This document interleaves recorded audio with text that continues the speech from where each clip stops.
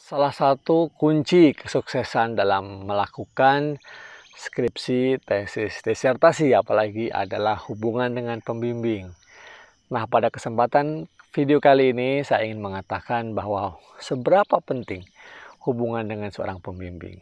Nah, saya menyampaikan tidak berdasarkan teori-teori, tetapi berdasarkan pengalaman-pengalaman yang saya lakukan, saya hadapi dalam melakukan pembimbingan kepada mahasiswa yang mengambil skripsi, tesis maupun disertasi. Nah, khususnya saya kali ini akan membahas tentang bagaimana sebaiknya berhubungan dengan pembimbing dalam hal pembimbingan skripsi, apa yang harus Anda lakukan dan apa yang sebaiknya jangan pernah Anda lakukan bersama pembimbing. Nah, baik, selamat datang di channel Tirta Mursitama. Di channel ini saya akan berbagi tentang tips sukses belajar di perguruan tinggi. Nah, saat ini saya atau belakang saya adalah Treasure Bay, ya, salah satu kolam renang terbesar di Asia Tenggara, 6,8 hektar. Pagi hari saat sunrise, saya masih akan berbagi dengan Anda dalam situasi yang sangat tenang, sangat indah. Mana teman-teman yang ada pejuang skripsi yang rumahnya Bintan, ya, di Kepulauan Riau, silahkan tuliskan di kolom komentar. Baik, yang sudah pernah ke sini, silahkan tuliskan kolom komentar juga dong ya.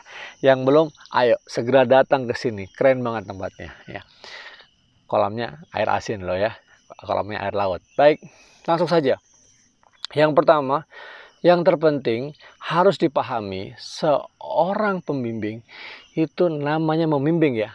Membimbing mahasiswa, memberikan guide, memberikan arahan kepada mahasiswa untuk nanti akhirnya lulus. Nah, ini penting banget. Dari awal mungkin juga menyampaikan, berdiskusi tentang tema, topik, membimbing sejak proposal, mungkin ujian proposal hingga ujian hasil. Bahkan sebelumnya ada analisis, ya kan? Ada mencari data dan juga sampai ujian skripsi selesai. Nah, karena seorang pembimbing ya, untuk kita sukses kan harus dibimbing, ya enggak? Nah, seperti kita belajar, ada seorang guru yang memfasilitasi kita agar menjadi cerdas, menjadi pintar, memahami persoalan-persoalan yang kita hadapi dalam perkuliahan atau di sekolah misalnya. Jadi kita harus wajib ya mengikuti arahan pembimbing. Nah, karena posisinya adalah membimbing, kita ikuti arahan pembimbing. Nah, itu baseline yang utama, itu hal yang paling utama. Dengan mengikuti arahan pembimbing, artinya masuk ke poin yang kedua. Kita harus percaya, ya. Kita harus yakin dengan seorang pembimbing yang sudah ditugaskan untuk membimbing skripsi kita, membimbing tesis, bahkan disertasi kita. Jangan pernah melawan dalam arti berbeda pandangan secara substansial tentang isi ya dari skripsi kita, dari tesis kita, apalagi disertasi kita. Tentu di situ melawan bukan berarti kita tidak berdiskusi ya. Kalian tentu harus berdiskusi dengan pembimbing. Ya. Dalam si diskusi itu ada dinamika, ada pendapat dari kalian mungkin ya. Kan ada merespon pandangan atau pertanyaan dari dosen pembimbing. Dari dosen pembimbing juga ada arahan-arahan, ada kasih petunjuk untuk ngambil ini, nyari itu, kenapa hasilnya begini. Kamu di-challenge ya dari hasil-hasil itu. Kemudian akhirnya setelah berdiskusi ya, berdebat gitu ya. Ini esensi dari ilmu pengetahuan nih. Nah, di situ sudah diputuskan sesuatu. Ketika sudah diputuskan sesuatu, kamu harus ikuti. Nah, ini esensi dari tidak melawan tadi ya. Bukan berarti sama sekali tidak berdiskusi, ikuti semuanya yang dikatakan oleh pembimbing tanpa alasan, bukan. Tapi di situ ada ruang untuk diskusi. Yang sering terjadi adalah sudah diputuskan, sudah diskusi antara pembimbing dengan mahasiswa. Lama nih diskusinya. Wah, udah argumen, adu argumen ya, karena kita dunia akademik gitu. Jadi yang penting adalah bagaimana argumentasi itu ada alasannya kah, ada justifikasinya kah, ya, masuk akal berdasarkan saintifik ya, kaidah-kaidah ilmiah. Kalau itu ya, kalau kamu benar, dosen pun mau menerima gitu. Nah itu ya, jangan pernah dalam tanda kutip melawan itu. Nah percaya kan, jadi yakin sama pembimbing. Nah, ketiga, hal yang juga penting adalah jangan terlalu menghiraukan pandangan orang lain ya, atau dosen lain terhadap materi, substansi, atau langkah-langkah yang sudah diarahkan oleh pembimbing. Sehingga kalian hilang fokus. Ya. Ini semua hal ketiga ini ya, sesuai dengan ikutin urutan yang tadi 1 maupun 2 ya. Pembimbing adalah memberikan guide, adalah pintu menuju Anda sukses dari awal sampai nanti akhir lulus sarjana, magister atau disertasi gitu. Yang kedua adalah tidak melawan pembimbing dalam arti kalau sudah diputuskan itu harus mengikuti. Yang ketiga ya, banyak suara-suara di luar kan. Nah, suara-suara di luar itu kadang juga men-challenge pembimbing kita gitu loh. Justru di situ ujian kita untuk mengatakan bahwa apa yang dikatakan pembimbing kita benar. Dan kalian nggak boleh goyang, nggak boleh ragu. Ini penting, nggak boleh ragu. Ya, apa yang dikatakan pembimbing ya. Nah, karena kalau kamu mengikuti pandangan orang lain ya, apalagi misalnya yang terkait dengan yang sudah diputuskan oleh pembimbing, sebenarnya pembimbing yang real itu siapa? Iya enggak? Pembimbing yang real itu adalah pembimbing kamu yang formal, bukan yang lain. Nah, ini penting. Kalau sampai nanti pembimbing merasa bahwa kok ini mahasiswanya banyak ngikutin yang lain ya daripada saya gitu ya, pembimbing formalnya, itu bisa jadi masalah. Paham ya? Nah, Prof, ada nggak kondisi-kondisi tertentu bahwa pembimbing formalnya itu kurang ya, atau tidak, tidak mampu begitu, kemudian ada pembimbing lain ya. Kalau soal pembimbing lain, kalau pembimbing formalnya nggak mampu, itu soal yang berbeda ya.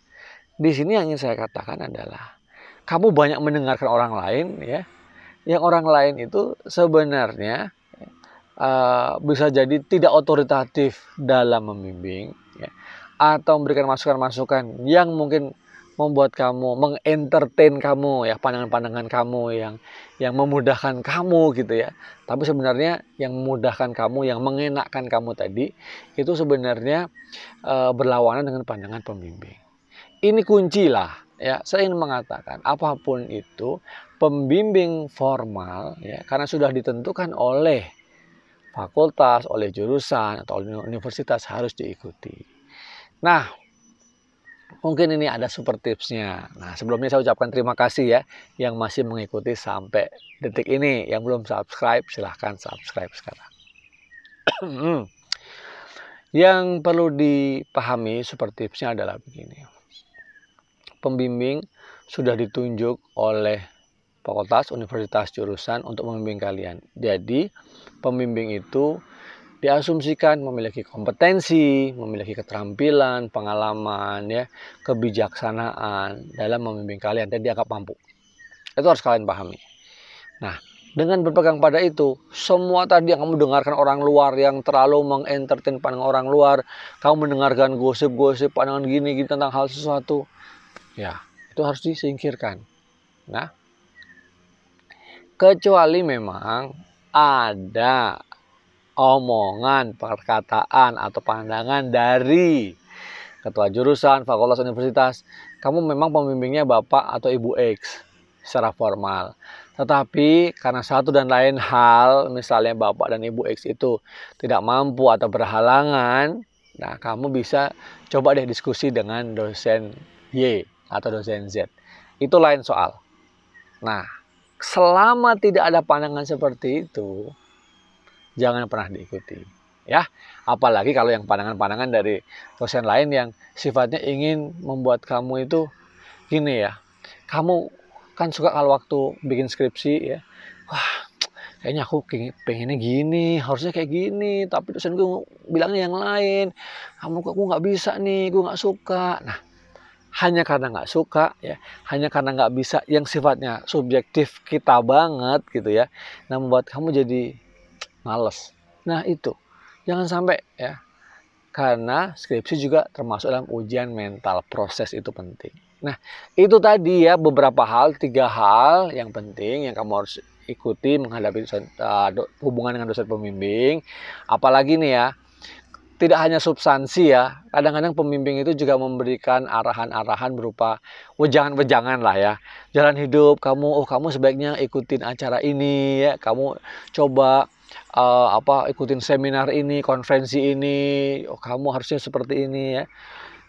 Karena setiap keputusan ya, yang sudah disampaikan atau keluar dari pembimbing itu, pembimbing sudah memikirkan masak-masak gitu ya. Tidak ada pembimbing yang mau ya, atau yang bertujuan agar mahasiswanya nggak lulus. Nggak ada ya. Pasti pembimbing maunya mahasiswanya lulus. Nah, oke, gitu saja deh ya.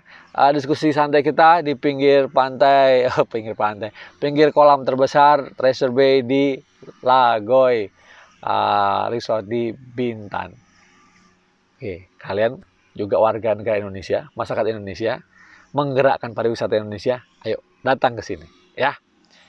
Nanti kalau udah selesai skripsi, selesai tesis, ke sini ya, berlibur agar kamu juga makin tenang, makin fresh. Atau kalau yang mau, wah saya lagi stuck nih skripsinya, nah gimana kalau saya berlibur dulu, ngambillah 1, 2 hari, 3 hari gitu ya, silahkan juga.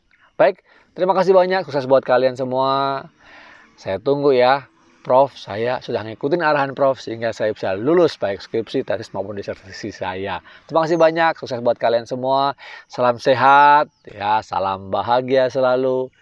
Sampai ketemu seorang sarjana, seorang magister, dan seorang dokter.